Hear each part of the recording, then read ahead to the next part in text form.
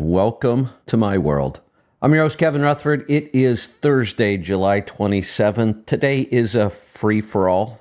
Anything goes. We've got an hour here this morning, so jump in quickly and join me. Those phone lines are open. Looks like calls are already starting to come in. 855-950-3835. I have a couple things I want to talk about this morning.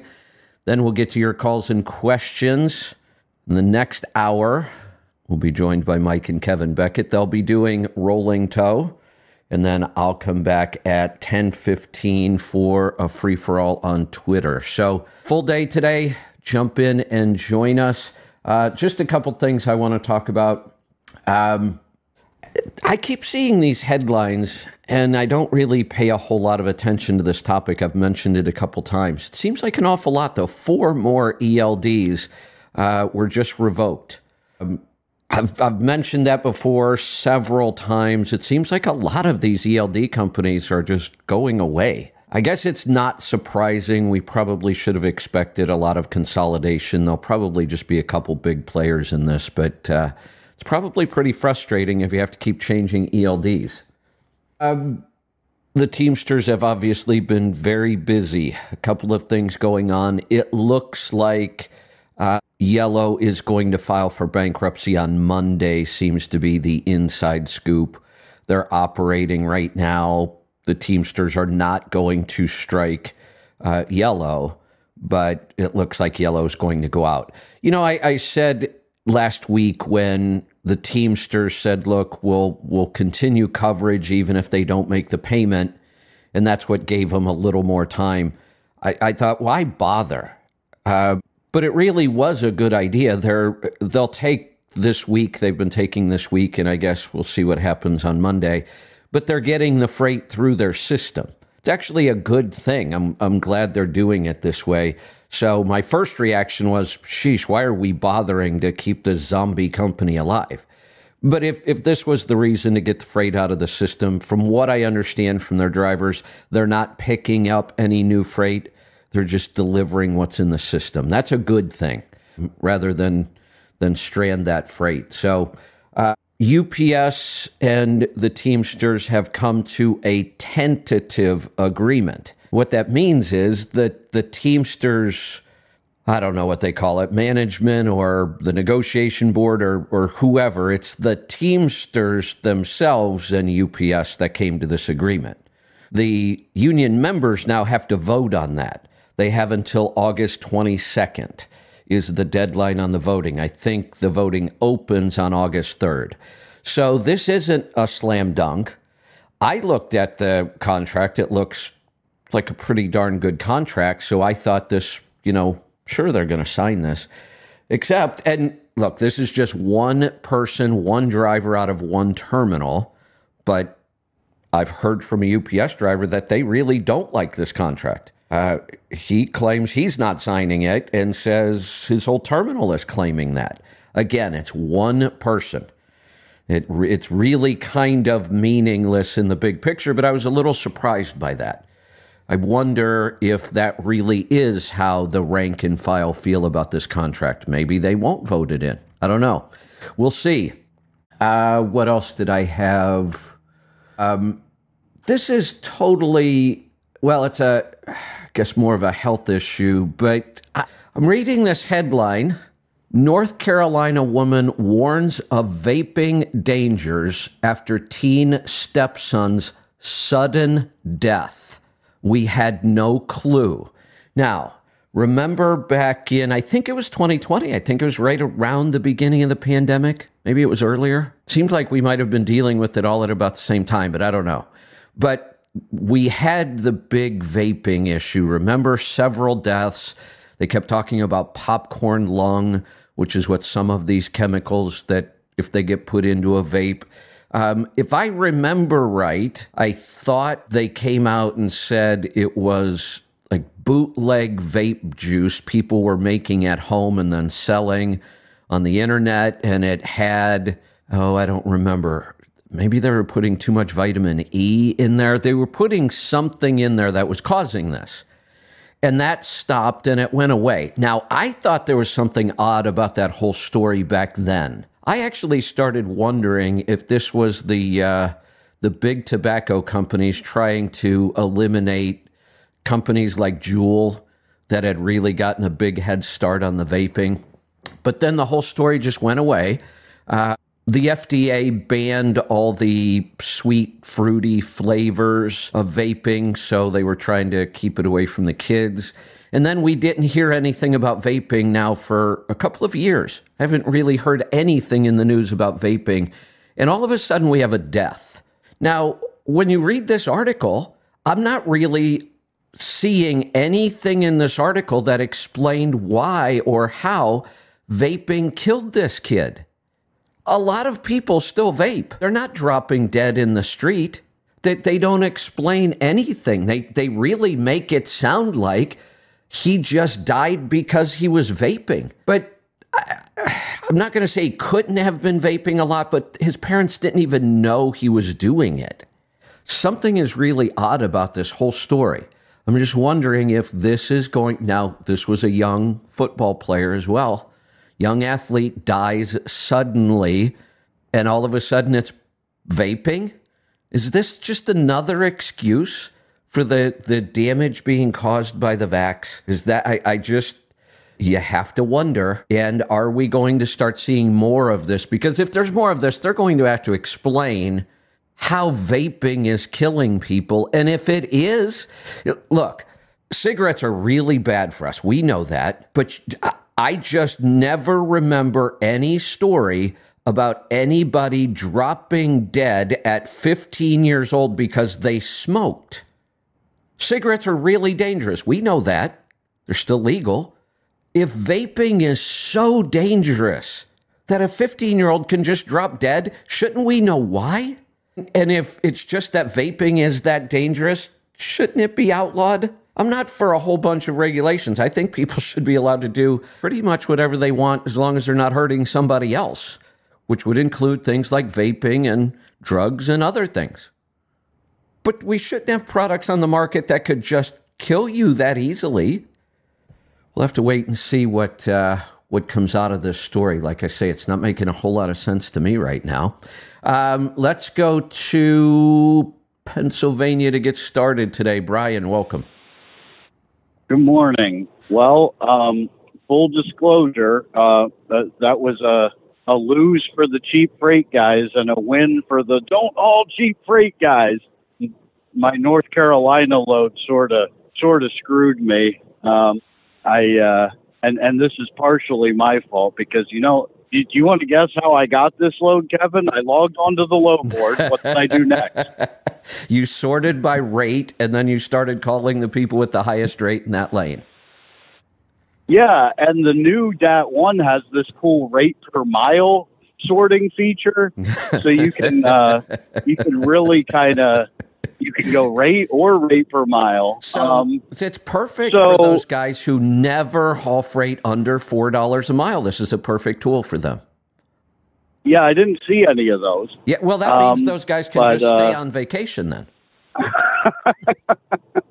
Yeah. Although this comes back to my comment about rate per mile being meaningless without the length of haul. I sorted by rate per mile on kind of a general search going almost anywhere. Yeah. And most of the highest rate per mile loads paid less than $1,000, which in my opinion, I don't like to waste my time with anything that doesn't pay at least $1,000 because you're going to end up spending all day on it till you get it loaded, unloaded, right. Blah, blah, blah. But, yeah, I went to, and I will name this shipper because I should have known better, but it's been too long since I've been there. Nestle Purina Alpo on Pope Road in Allentown, 11 minutes from my house. I should have just went back home. Yeah. I'm not a morning person, but I was there. Checked in at 5:30 for my 6 a.m. appointment, and they got me out of there at 11. And I was supposed to be in North Carolina at Food Lion at 1900 that night. Oh boy! And yeah. They're like, "Are you gonna?" Yeah, they're like, "Are you gonna make it?" I'm like, I don't know. It's going to be really tight. Come So on. then later they're like, oh, Hey, don't Brian. worry. Brian, come on. It's only 3 inches on the map. What do you mean it's going to be tight? Right. It's right there. Yeah, yeah. Yeah. So later they text me. They're like, oh, don't worry. If you don't make it, we have you set up for 15:30 tomorrow. And I'm like, wait a minute. 15:30? Did you reset my appointment? Yeah, and I had a 9 a.m. pickup coming back. And I said, well, wait, if I make... Oh, my God. I said, if I make 1900, are they still going to take me? Oh, yeah, but not a minute after, probably. And I'm like, oh, my God. So there I went, 270, 495. I lost like all my time. And by the time I finally broke free around Ashland, Virginia, 80 miles an hour, the rest of the way to North Carolina. And I normally run 60. I've never ran that fast. And I hit the driveway at 6:59, and I'm like, yes, I made it. They gated me in at 7:02. I'm like, well, okay. Right. And then my gate pass said appointment tomorrow, 15:30. I'm like, oh no. I go to the receiving window. They're like, this is for tomorrow. Come back tomorrow. I'm like, no. Stop. Tomorrow. Get out of here. Oh. So yeah, I did almost a 34-hour reset in Dunn, North Carolina, and I came back empty because my mattress customer, I already committed to a load last night, so I deadheaded all the way back. And did my mattress load. Just take the rest of the week off and start fresh on Monday. That's what I'm doing. I'm on my way home. Yeah, that's a good idea. Take a long weekend. Yeah. But, I just wanted to weigh in on Tuesday's transmission cooler temp thing. Did Matt say at one point he was running a transmission temp of 300? I remember that number, but I don't remember the context. I don't think so. If he did, I would have thought we would have commented on that. That seems a little excessive. Although, if it's the oil we're worried about, we don't have to be worried about the oil itself at 300. It's fine. It won't break down. It's not hurting anything. My question, and I think I mentioned this, nobody seems to be aware of what I would want to know about a transmission or any part that I was running hotter. Where is the weak link in the transmission? What is the part that will fail first because of heat, and how much heat is that? Maybe there are no parts in the transmission that would be affected by 300 degrees. I don't know. I really think it would be fine. I just thought it was impressive. The other thing that would happen is it would also start running your engine hotter. I mean, if you have that much heat in that transmission, they're bolted together, it's going to cause more heat in the engine, which, again, isn't necessarily a bad thing. I think we're finding that on all components, if we want maximum efficiency, we actually want to run these things at higher temperatures. We know higher temperatures are better for the emissions. It's a mind shift. When we go back to other trucks, it used to be the opposite. We did everything we could to keep every component as cool as possible. And now we're saying, wait a minute, that's just not the best way to do this anymore. Yeah. And I'm guessing Matt's probably listening and will answer these questions. My follow-up question to that, knowing that he did have a 308 gear ratio, I'm wondering too, if he was achieving 300 degrees in the transmission, I'm guessing that was in 12th gear or 8 low. Right. Probably. Yeah. You know what I mean? Because that's yeah. And then if he went to direct from that, that's like, I could see why he dropped 50 degrees because right. That's like your top overdrive is a lot more efficient than that split overdrive. And then of course, direct drive, your mechanical efficiency is another step better. But, Oh, I don't think those temperatures are any worry. I mean, I always come back to John Walco's comment about not running an oil cooler on his son's race car, Right. and his oil temps were over 300 degrees, and that's in the engine, Correct. which I think is probably more delicate than a transmission or a rear end. And they ran that oil, I believe, the whole season, and he sampled it, and it was fine. There wasn't even any signs of oil breakdown. If we see really high temperatures that are starting to cause some breakdown in the oil, we should see higher oxidation.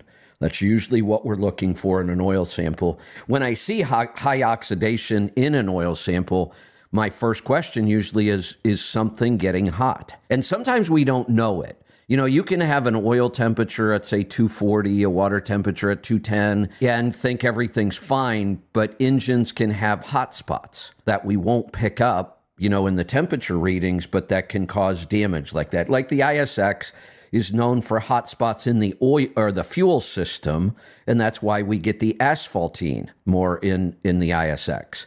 Some engines can have hot spots where we're cooking the oil a little bit, but we're probably looking at really extreme temperatures when that happens, and we would see it in oxidation. So we can watch for this. It's not even that hard. Right. Yeah, I may have mentioned this before. Back in the winter, my mechanic called me on a Saturday night and said, your transmission cooler's leaking, and the only one I can get a hold of right now is $858. And I was like, because when I had my cooler in, I could barely register temperature on my gauge half the time. And my gauge starts at 150. Yeah. And, I've heard Joel talk about that whole, thermal management trying to run the transmission hotter. And I thought, we'll try this. And then I started doing the, 100,000-pound dump trailer thing. And I was like, I don't know if this is going to work. And it was fine. I still didn't hit. My red line starts at 250. And as long as it didn't ding at me all day, I wouldn't have a problem running it right way past that. But, but the hottest I got it doing that. Now, this was in the spring. We had some warm days, but, pretty warm days. I got it up to like 230, and yesterday or Monday when I was, trying to get that load there, I only got it up to 230. Now I only have 30,000 on, but yeah, I don't think most of us need a cooler. It probably not. And we can ask Matt because he's here with us. Good morning, Matt. Yeah. Hey, Brian. How you doing? Morning. Good. Well, so I'll be good. I was just getting in my truck, so I missed half of what you said in the beginning. Oh, okay. Did you say you had a transmission temp of 300 before? Not 300, but it would break 250 on a hot summer day. And yeah, you were. Yeah. I did hear you about gears. A 13-speed running in 12 with the 308s. That's when I ran really hot, and then when I did the re-ratio and dropped down to direct in the transmission, lost about 50 degrees. Right. Okay. Yep. That makes sense. And I did hear you guys talking about what would fail. I honestly don't know either. I mean, I would assume the weakest link in transmission are the seals. That's what I was thinking. So, that's not really a failure. You'd end up with a leak. Right. That seemed to me, if you start thinking about it, seals we know could be more affected by heat. If there's any kind of non-metal spacers or anything in, but I'm just not aware of much that should be affected by even 300 degrees. Yeah, and I mean, I run in Kenworth too, but my gauge, 250. Well, technically 250 has a green line on it yet. Anything above 250 is yellow. All the way up to 300, north of 300 is where it goes to red. Oh, okay. So I really don't think 300 degrees is a concern. Occasionally, right. I mean, I don't know that I want it there all day long, but I don't know that it would be horrible either. I kind of want to get mine over 250 just to see how much it freaks out with this. I don't know if it would ding or not. I couldn't handle the dinging. I could do the red light. Yeah, you just put a piece of tape over that. And when it's dinging, just turn up the radio. There you go. Either I don't have a warning for that, or I've never set it off. So yeah, I'll have to look at my cluster when I turn the key on and start the truck next to see if there's even a light for that. I don't think there is. There you go. Well, my final thought, I knew better about this too, but if you're going from the Harrisburg area to the Richmond area and beyond, don't listen to any routing advice that tells you to take 270 to 495. It's never worth it. Just take 81 all the way down to Winchester and get on 66 to 17. There you go. That was part of my problem yesterday. Yeah. I can give you another good one. You were heading west out of D.C. I believe it's U.S. 33. Brings you over through Virginia into West Virginia. I'd have to look at a map. Okay. It's been many years. But by now, maybe it's not so bad, because I know that a lot of it was under construction, making it a 4-lane. But, yeah, years ago, pulling an end dump, that looked like a nice short route coming out of Virginia once and heading into D.C. for a delivery. And, that was a long night. Up and down and round and round. And it's a good thing I only had a 40-foot end dump, because I was in the other lane on most of them curves. Oh, boy. Yeah. All right. Well, it's good talking with you guys. I'll let you move on. All right. Sounds good. Anything else on your mind, Matt?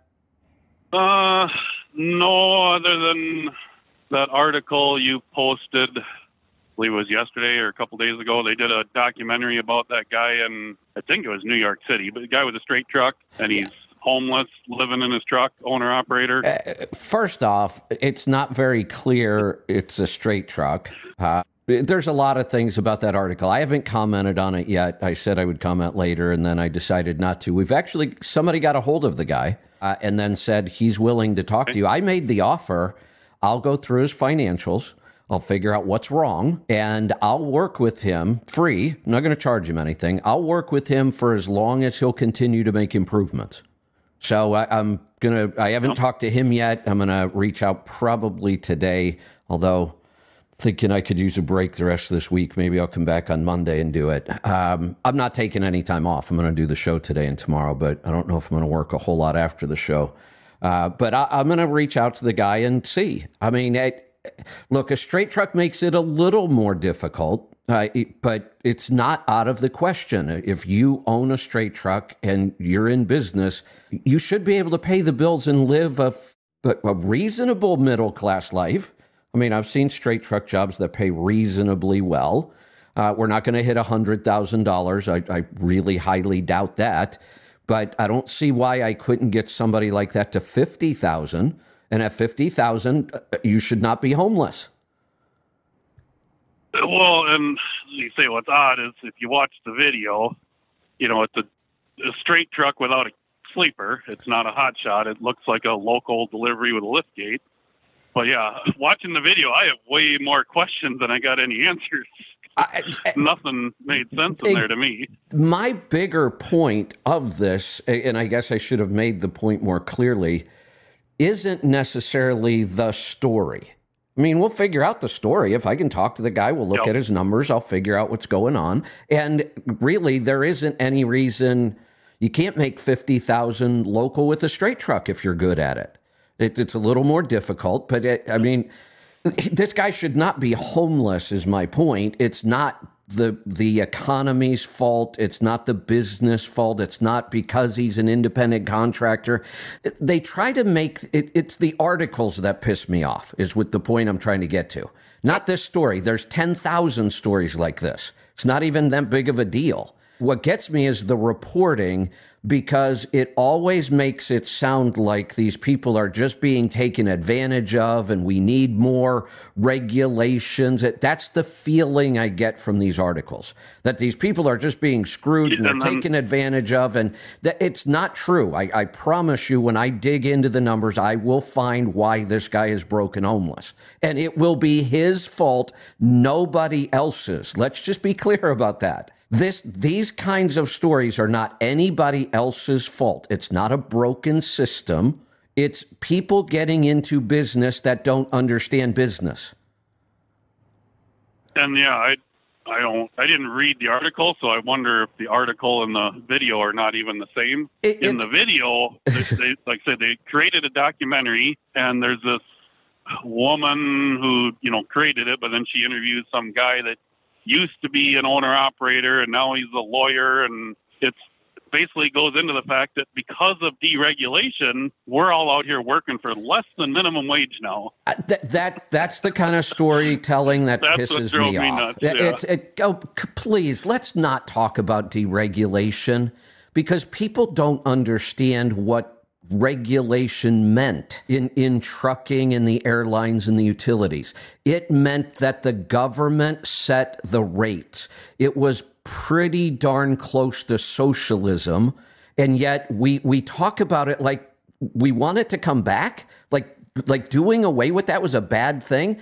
No, it wasn't. It was a necessary thing. Trucking needs to be part of the free market just like every other industry. I don't understand why we even talk about deregulation. Well, yeah, because they didn't even explain it right in the video. They said, of course, we're talking about the 70s. So if you had this lane or whatever, you wanted to haul freight, all you had to do was submit to the government, your cost is $1 a mile. So they would allow you to charge $1.06 a mile. But that's not true. You didn't get it, though. Correct. Yeah, I know. Yeah. Right. You applied for it, but that's as far as it went, basically. The one thing we try to explain to people is the trucking companies that had authority were worth millions of dollars more than what they were really worth on paper, because they had the authority and you couldn't get it anymore. Nobody seems to understand that part of this.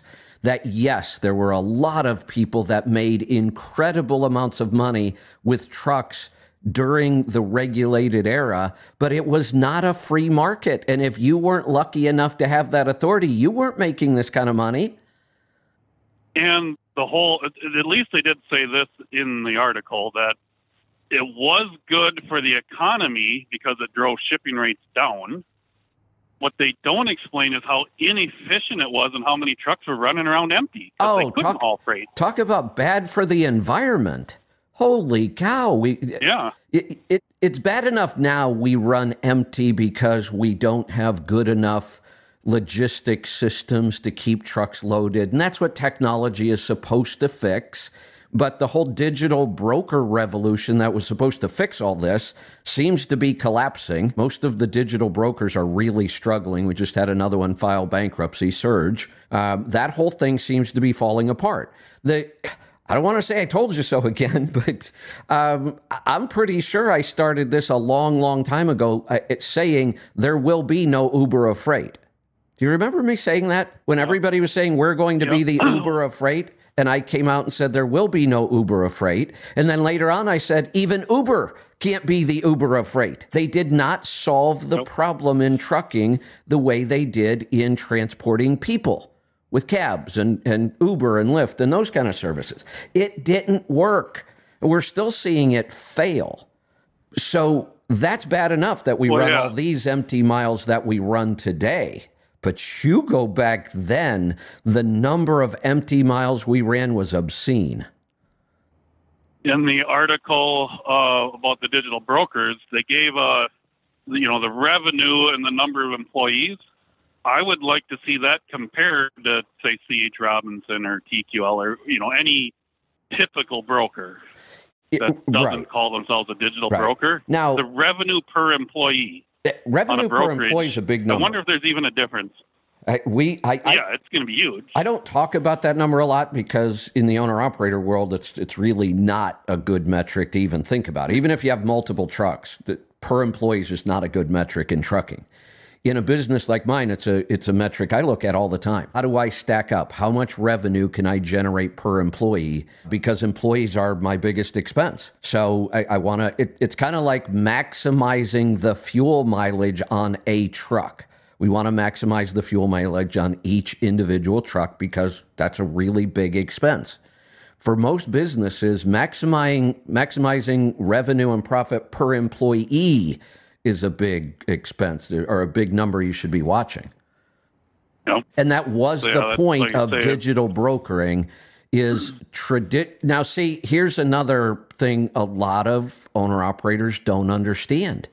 Why was digital brokering going to be such a big deal? The reason is it takes a lot of man hours to move one load. That's the biggest problem in the broker business is it is labor intensive to move those loads. This is why shippers don't have shipping departments anymore. It's too expensive. It's too labor intensive. They would rather outsource that to a broker. Let the broker deal with all those headaches and hire all those people to get all this work done just to move a load. And the whole business model in brokering is you have to move more loads. And the only way to move more loads is to do it faster and to do it with less people. And that's the challenge. And you know, the thought process in the owner-operator world, oh, they're just sitting around in their underwear with a phone and an internet connection and they're moving loads all day. Yeah, try that once and see how well that works. That's what I was just going to say, because obviously, you know, the guys that call and complain or, you know, go on these protests about brokers, they have no idea how a brokerage is operated. Right. It's the ones that I visited, that is a stressful, high-intense job. They work for their money. You walk onto one of those floors, you feel the tension. You know, it's in some cases, in some days, it's almost like what you see on Wall Street with the traders, how frenetic it gets. Moving freight with brokers is not an easy task. There's phone calls and tracking, and there's always a problem, and just on and on and on. And that's why so much money has been thrown at this whole digital brokering thing, and it's really not paying off yet at all. And here's the other thing. We could probably go pull numbers from C.H. Robinson, but there are really no big brokers left that aren't also digital brokers when you really think about it. C.H. Robinson may not be considered a digital broker, but they have just as many or more digital tools than Convoy. Oh, yeah. You can run basically everything through their app, right, and never talk to a person. Yeah, they have the same. If you're a regular carrier for them, right? And you know, I think what happened was the digital brokers thought they were going to revolutionize this with their technology. They didn't really understand trucking. I can promise you that, because every one of these, not every one, most of the big ones contacted me at some point. I've worked pretty closely with Convoy for a while, made several trips up to Seattle, and I've worked with C.H. Robinson. Their problem was they didn't understand trucking. That's why they brought me in. They didn't understand owner-operators. They didn't understand the model. And what happened, I think, was it was much easier for C.H. Robinson or any of the big brokers or Landstar or any of these companies, it was much easier for them to adopt the technology than it was for the digital brokers to try to learn trucking. C.H. Robinson has over 100 years of experience. And it was easy for them to get the tools that the digital brokers had. The technology is fairly easy and cheap. So I think what happened was these digital brokers came in, they failed to revolutionize, and then they got beat by the traditional brokers that just used the same tools, but had more experience.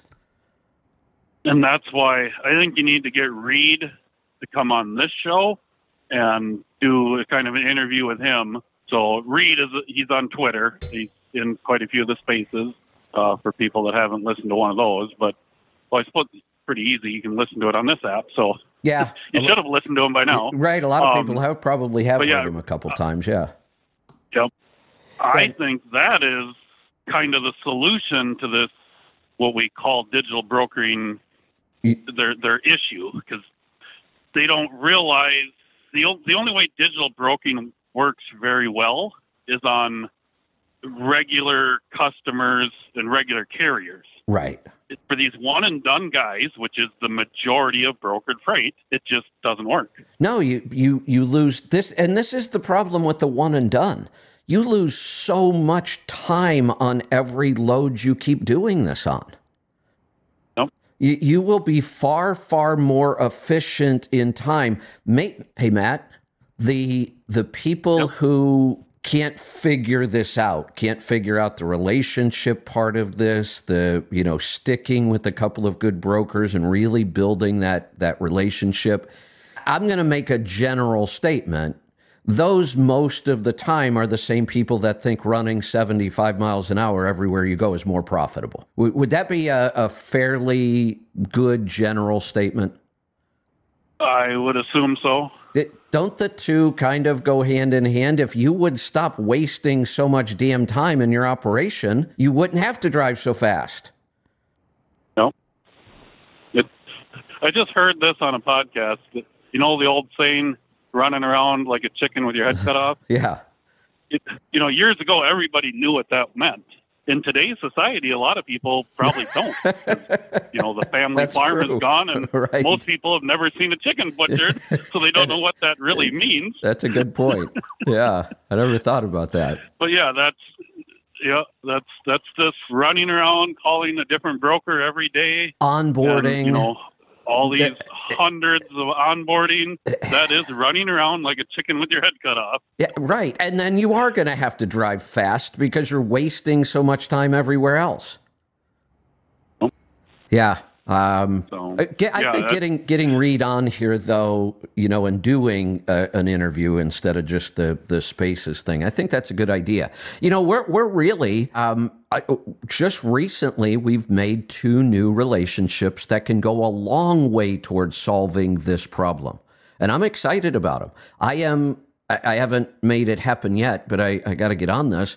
I'm going to be introducing Reed to David Owen at NASTC. Let's put these two tools together. NASTC has their list of what they call vetted brokers that they've worked closely with. What they've done with their program is exactly what I was trying to do with Broker Connect.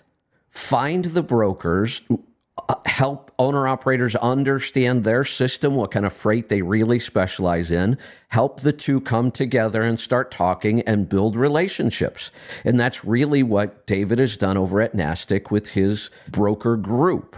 And now we can take a tool like Reed's, combine it with this curated or vetted list of good brokers to work with, and then let people build their little network and use this tool to communicate with their network.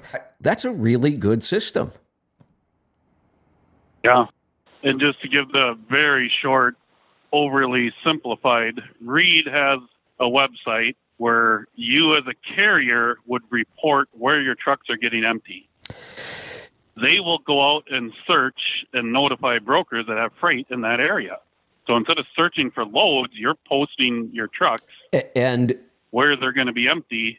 One of the things you and I both know, somebody listening right now is going, oh, screw that. I'm not posting my truck. I don't want every broker out there. This was really bad, last year. It's not such a big deal this year. Your phone's not going to blow up the way it used to.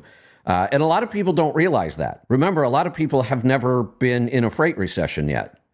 So they don't know that those kind of things change too. You could post your truck now and it's not going to get blown up with broker calls like it might have a year ago. But this is a different system. We're not just posting on an open load board.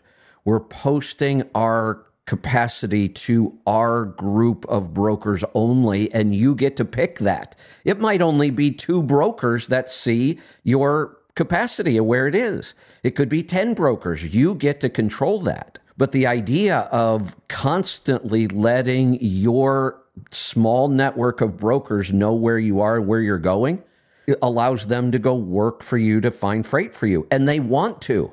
They love finding freight when they know there's already a truck waiting, or knowing that they can take care of their customer because they know where your truck is.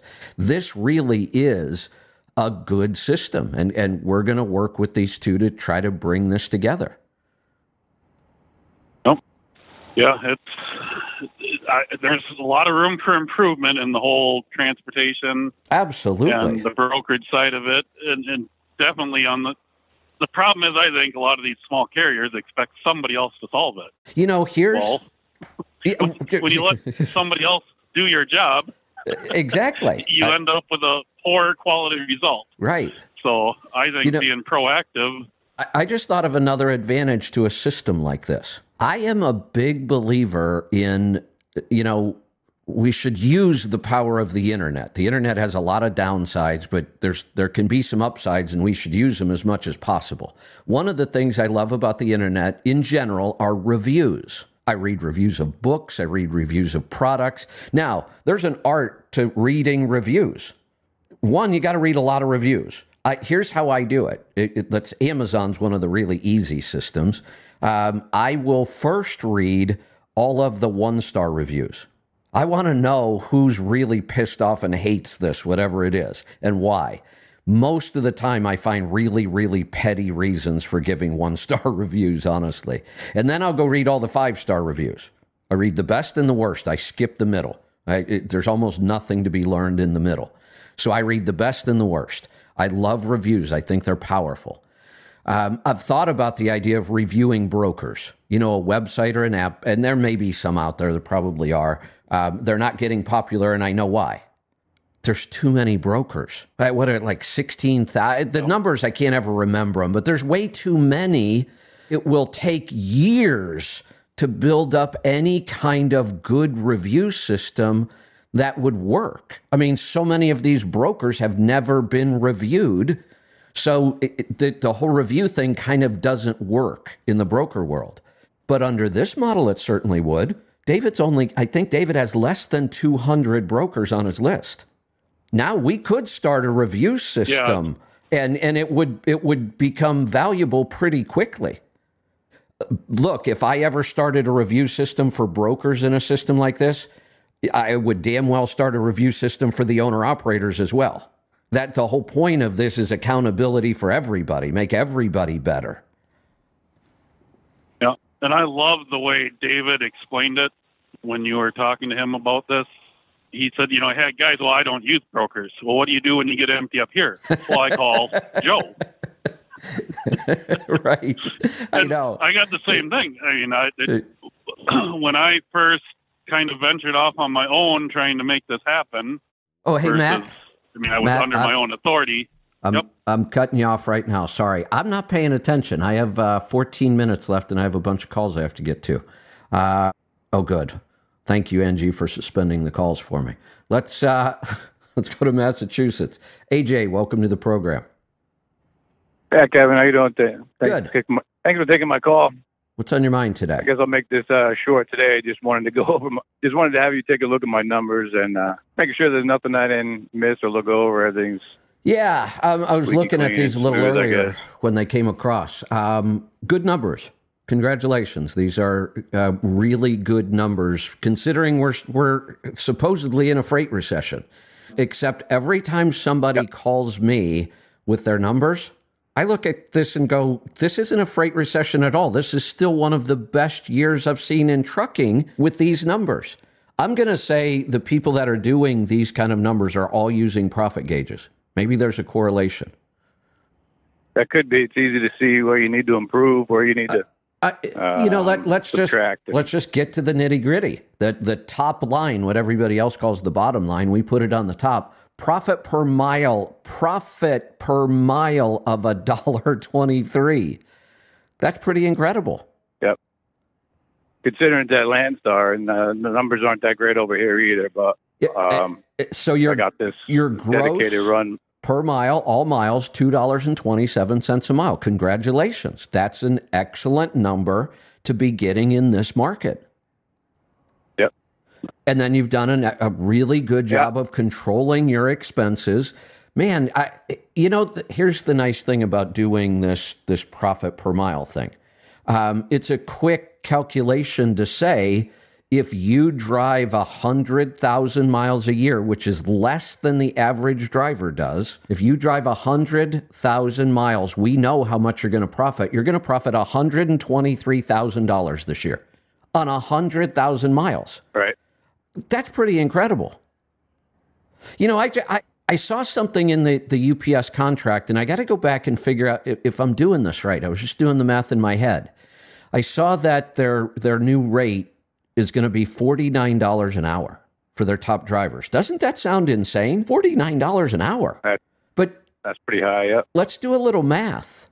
And I'm going to do this on 40 hours a week because for most employees, that's a standard work week. I know it's really not in trucking, but if you think about this, let's just call it $50 an hour because the math is easier. 40 hours a week, if I'm thinking about this right, that's $2,000 a week, right?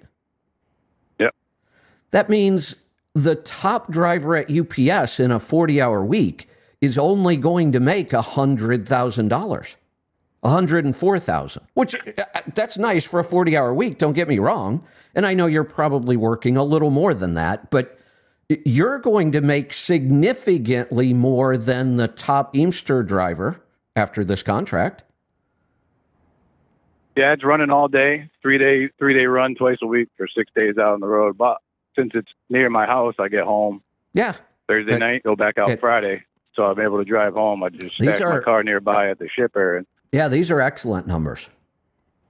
All right, very good. Yeah, I just want to thank you because I did all the things you said to do for several years before I even started. I got this truck in 21 and April, at end of April, and had the title in the safe at home. Excellent. Since day one, and excellent. I think that helped. That helped a lot. So, Love it. But I just listening to you, I want everybody to keep.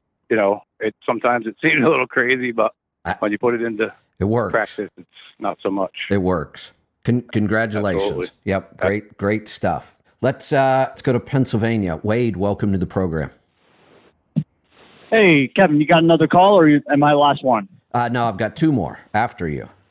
Okay. I'll see you on Twitter. Okay. Perfect. Thanks. Appreciate that. Let's go to Saskatchewan. Merv, welcome to the program.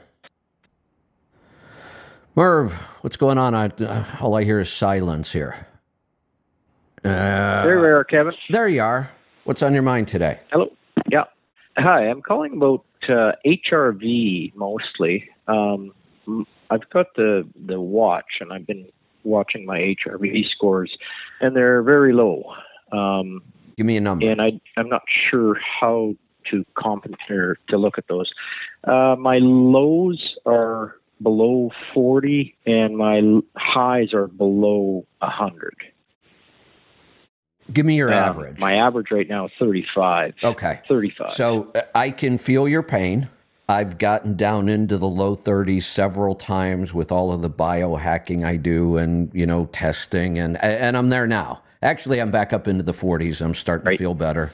But I was down there again. It's a bad place to be, and it's not easy to get out. One of the things I'm trying this time, I'm trying something different this time. This is the first time in years I have no wearables on at all. My Garmin watch is off, has been off for about a week.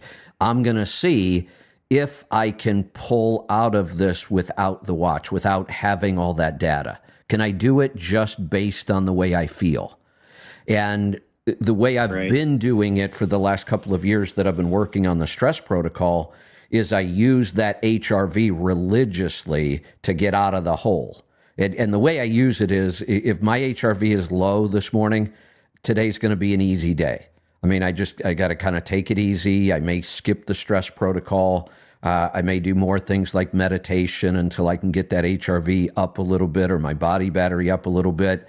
When I have a good day, HRV and body battery wise, that's when I go hit the stress protocol hard. And the better day I'm having, the harder I'm going to do it. That's when I can start to build that stress muscle. But I can't do that on days when my HRV is too low. I'll just make things worse. So that's why and how I use HRV in the watch. Now I'm going to try to see if I can figure out how to do it as well without knowing those numbers. Just trying to figure out, do I feel good enough today to do a workout? And I'll check in with my HRV maybe every 10 days just to see what's happening.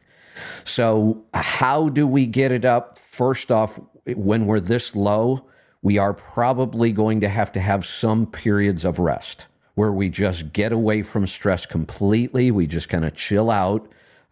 It's almost necessary when you've gotten this low.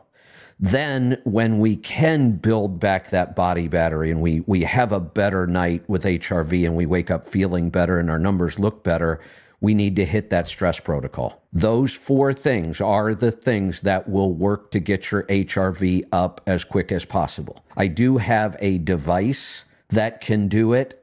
It's fairly expensive. It's $700 or $800. It's a headset. It actually does it. It's one of the few devices I've found that if you use it regularly, it will raise your HRV alone with not doing any of the other stress protocol. And if you add the stress protocol to this device, it gets even better. I'm not ready to release the name of the device yet. I still have a little more testing to do. But those are the ways. And we can get this up. I mean, I've taken it from the low 30s back up into near 60 in about 60 days. Right. And I've never gone past that. I always go back to biohacking again, and then I get it down so I can work on getting it back up. This time, I'm kind of committing to just sticking with this and no more biohacking for a while, no new testing. I'm just going to stick with the stress protocol. I will be testing this device a little more. And I'm just going to stick with it and see how high I can really get my HRV. Where could I be 6 months from now if I stick with this? Okay. Yeah, I basically am using the HRV number in that way. Like I've had the watch now for, I guess, about 6 months. And so I am using it that way. So that's good information. The other thing I was wondering about is ketamine, what your opinion about it is. I've seen some studies that compare HRV scores to those who've been tested on ketamine. So I have some opinions. I think there's some potential here. There's a lot of work being done right now with psychedelics is the group of drugs we're really talking about. Technically, cannabis falls into this category. Acid, LSD, ketamine, ecstasy, all of these drugs have and there's another word other than psychedelic I'm trying to think of, and it's not coming to me right now. What we're talking hallucinogenics. Hallucinogenics, yeah, exactly. Thank you. These are a group of hallucinogenics. These are drugs that have their biggest impact is on our mind. When you look at drugs like fentanyl, heroin, the biggest impact of those drugs is on your central nervous system. They slow down your breathing. There's a big physical response to those drugs, and somewhat of a mental response as well.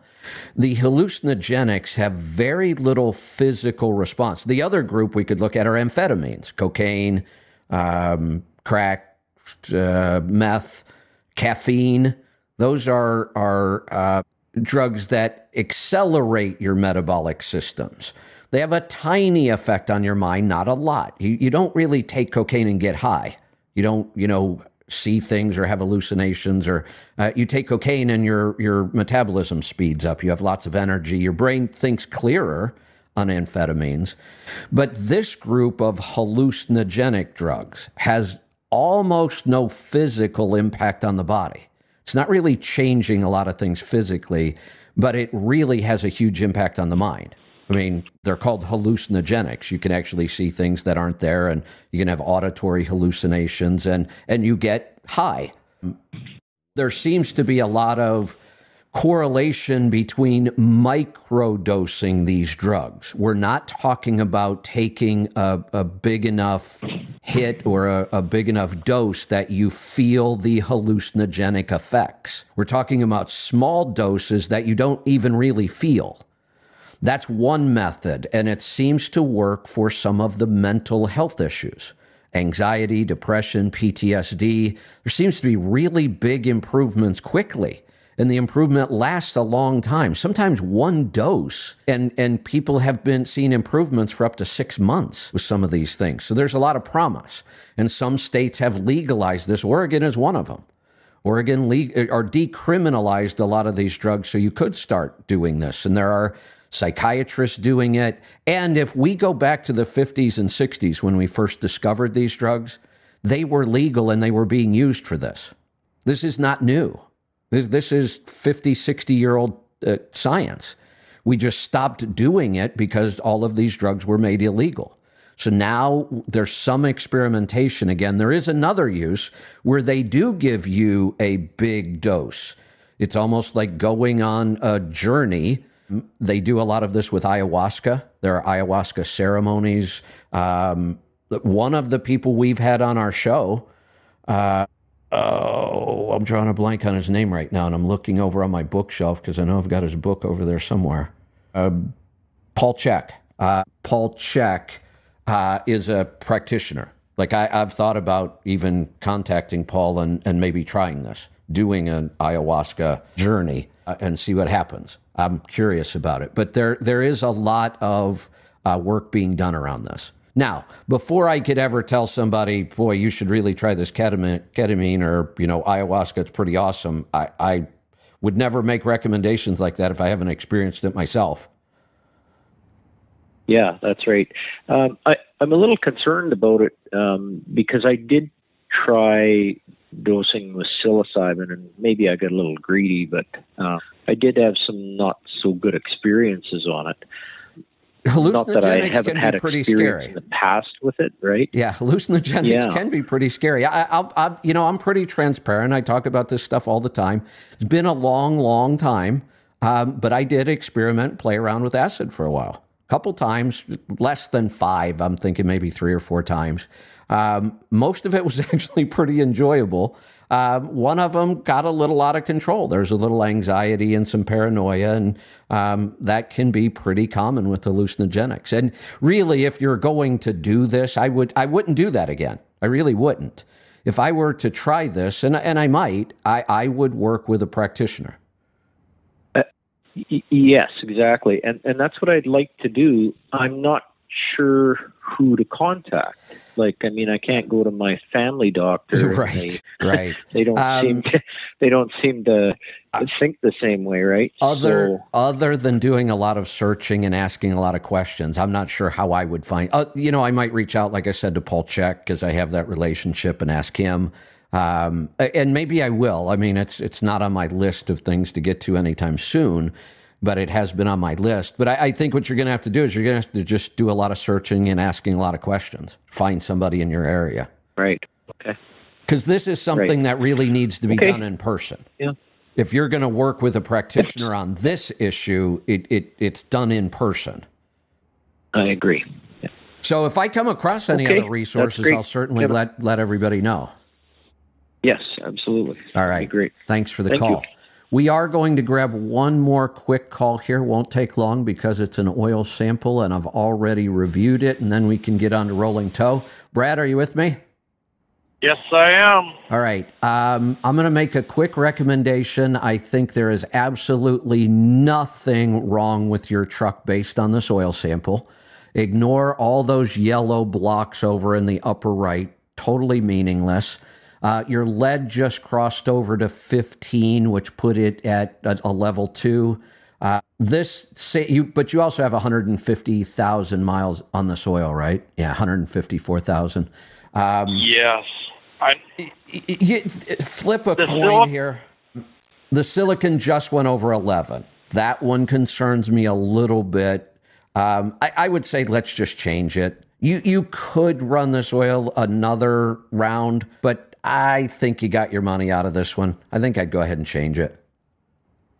That's what I was figuring on doing. I mean, I do go through a gallon of oil every 6,000 miles or so, but which is at 11, I'm just much rather change it. That helps you get to this 150,000 because you're refreshing it. But if the silicon was still under 10, I would tell you to go one more round. Nothing else in there worries me at all. Once we go over 10 on the silicon, it's time to change it. Yep. I think the lead is creeping up again because at 2.3 million miles on the block.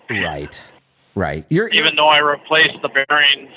Yeah, you're going to get some buildup of lead. So, but I'm not too concerned about that. That's a pretty low number for how many miles you have on this oil. Lead, all wear metals build up over time. There's no way around it.